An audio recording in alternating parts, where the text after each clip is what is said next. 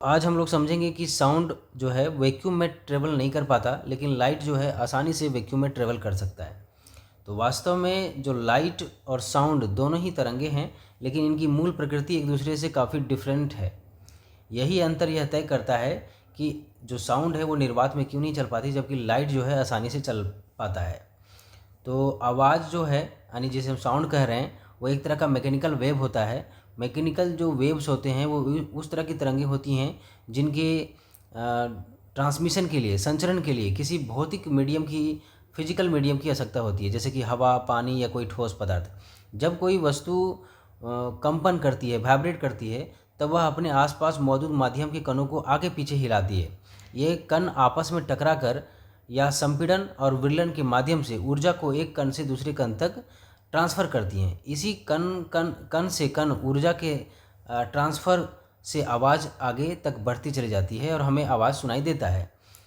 Vacuum में स्थिति बिल्कुल अलग हो जाती है। वहाँ पे जो अवस्था है, किसी भी प्रकार के कण उपस्थित होते नहीं हैं, ना वहाँ हवा है के अणु हैं, ना ही पानी है, ना ही कोई ठोस माध्यम है। चूँकि आवाज़ के ट्रांसमिशन के लिए कणों की उपस्थिति अनिवार्य है, इसलिए निर्वात में कंपन आगे बढ़ ही नहीं पाता। इसलिए जो साउंड हैं निर्वात में पूरी तरह से अनुपस्थित हो जाती है। इसी कारण आप अंतरिक्ष में देखेंगे कि किसी विस्फोट या टकराव की जो साउंड वेव्स हैं वो हमें सुनाई देंगे ही नहीं, भले ही वह घटना अत्यंत शक्तिशाली क्यों ना हो। इसके विपरीत अगर हम प्रकाश की बात करें, तो प्रकाश बिल्कुल अलग है। वह एक इलेक्ट्रोमैग्नेटिक वेव है, और जो इलेक्ट्रोमैग्नेटिक वेव होते हैं उनके ट्रांसमिशन के लिए किसी भौतिक मीडियम की आवश्यकता नहीं होती।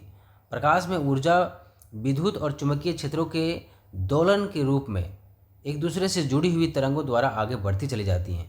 ये क्षेत्र वैक्यूम में भी अस्तित्व में रहते हैं और स्वयं को बनाए रखते हुए आगे बढ़ सकते हैं। इसी वजह से लाइट जो है निर्वात में भी ट्रेवल कर सकता है, और इसकी गति 3 × 10⁸ मीटर पर सेकेंड ही होती है। ये हम लोग सभी जानते ही हैं।